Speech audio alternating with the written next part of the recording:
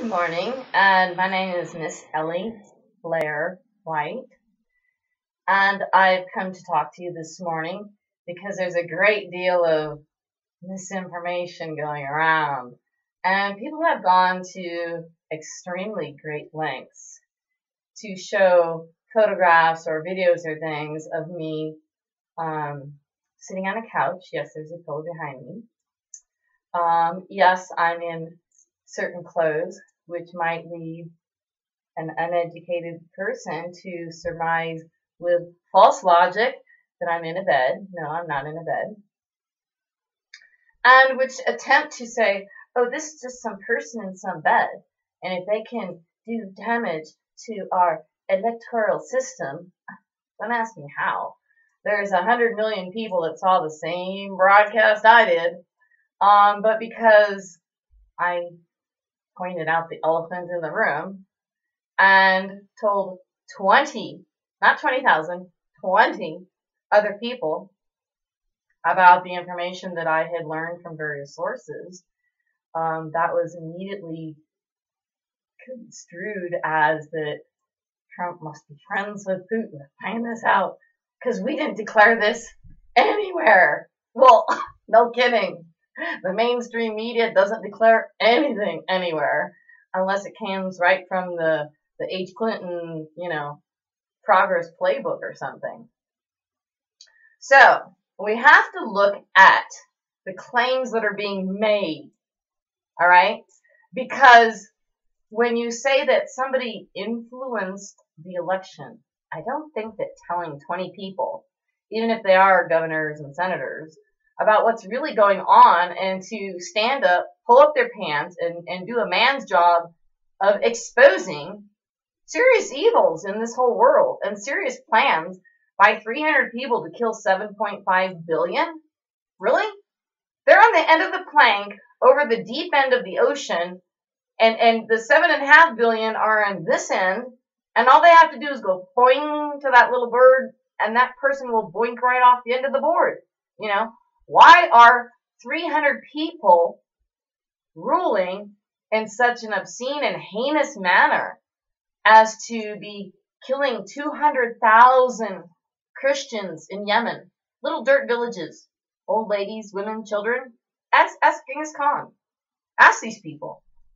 What threat did they pose as they're grinding, little pieces of sparkly materials they find in the earth for makeup companies, or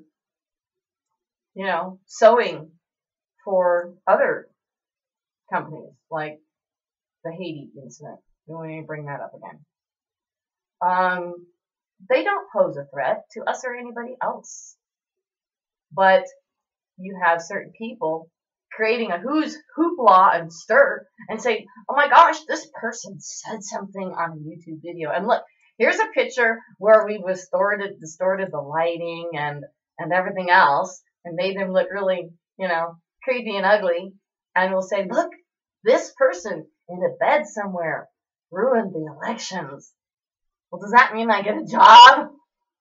Because, I told everybody, I was the one that told Trump about 86,000 emails that Russia has and 25 to 28,000 that China decided to keep, relevant to their situation. But this whole hoopla is to throw off attention from what was in the emails. 650,000 emails sent from Wiener Boy's computer alone. So, did somebody run along? I mean, do you know the kind of time it would take Putin to sit down and type 650,000 emails? Nobody says he did. They're just saying he hacked them. Well, when you put them in a 4th grade reading primer and publish them for the whole world to see, he didn't get them. He didn't steal them. He didn't hack them. You published them on an open server that you knew certain people who were contributing would see. And that way, we don't got the James Bond thing going on with a little attache and handcuffs and hand them the secret paper. It's not paper anymore. It's called e-treason. Okay? But let's get off of that. Okay, let's create really quick a DNC stir so we don't talk about the international ones and the agent that got killed sneaking into a certain place. Okay, let's not talk about that.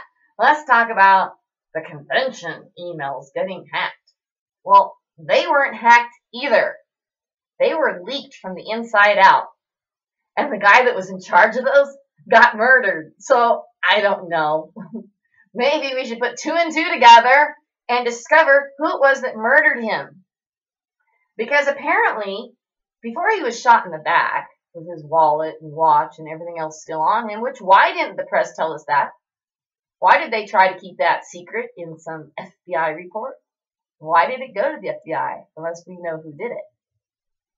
And he was on the phone with his girlfriend when it happened, when he got beat for 2 hours and 15 minutes. His entire body, his hands were beat by somebody who was doing torture treatments. Okay? Most crooks don't know torture treatments.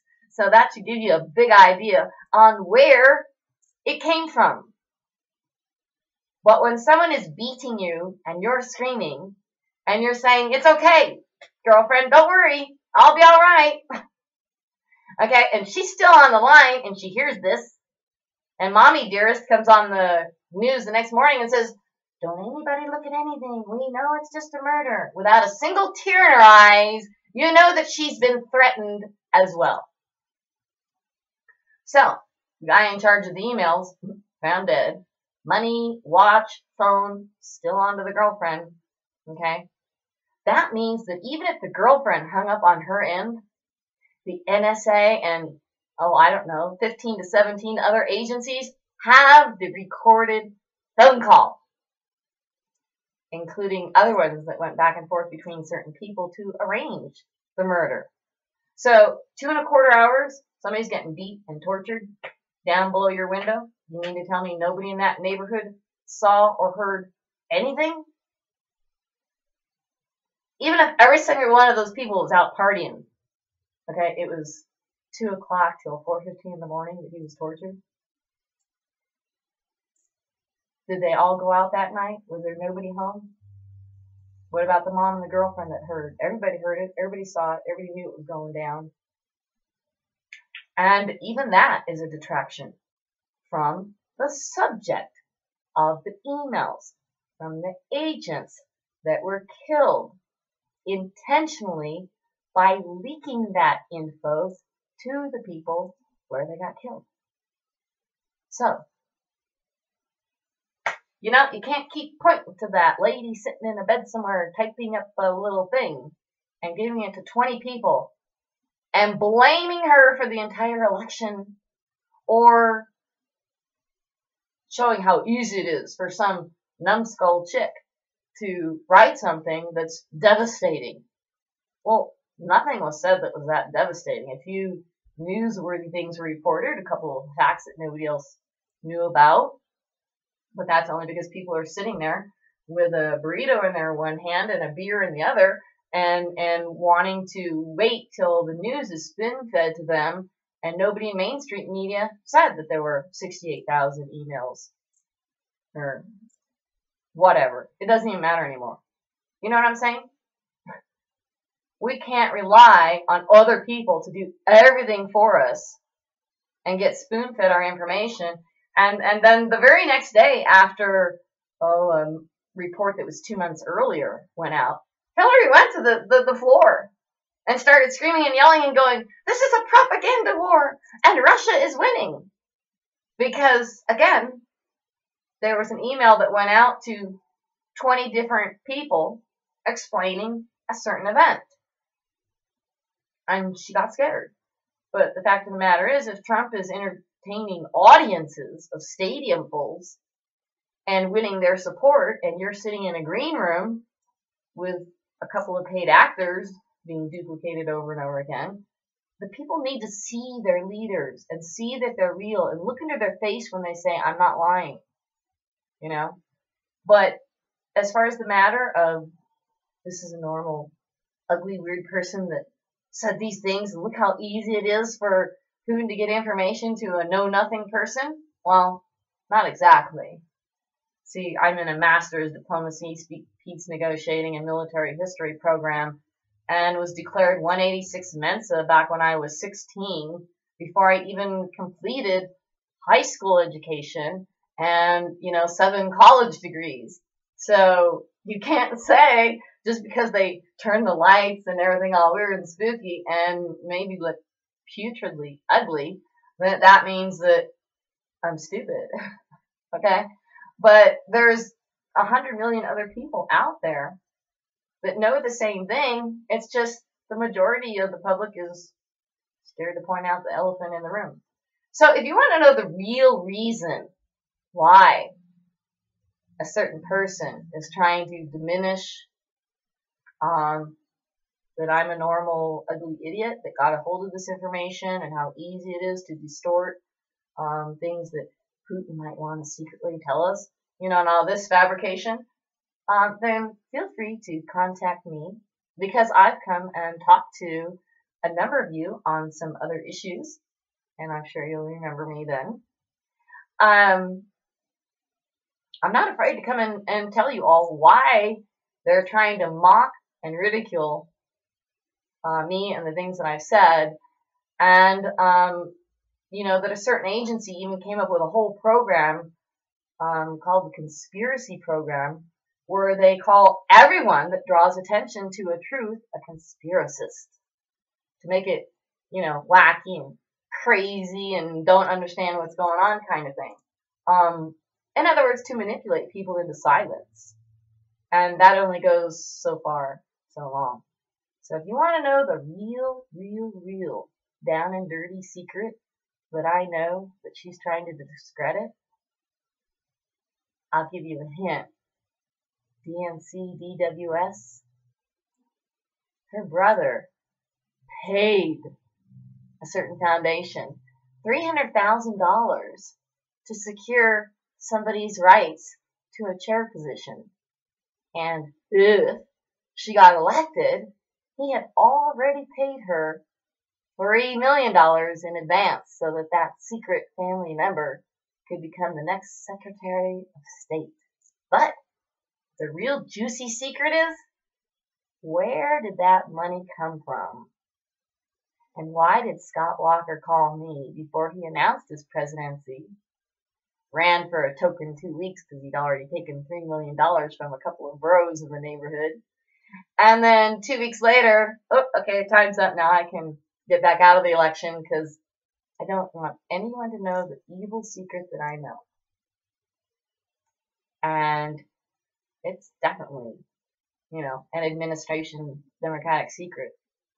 And there's a whole lot of other people that know than me. There's 1,520,000 other people directly affected by this evil little secret.